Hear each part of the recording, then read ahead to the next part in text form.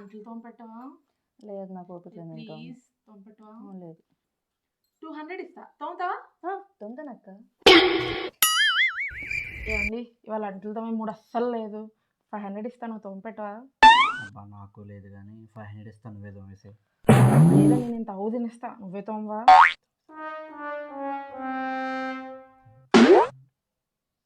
ఇచ్చేసి తోమేస్తా. ఇవ్వు, తోమతా అని చెప్పా కదా, ఇచ్చేసి 1000. పూర్ణిమా ఇదిగో నీకో 500, నాకో 500. అంట్లు తోమితే మీ అక్క 200 ఇస్తా అని చెప్పింది కదా, ఆ 200 కూడా తీసేసుకో.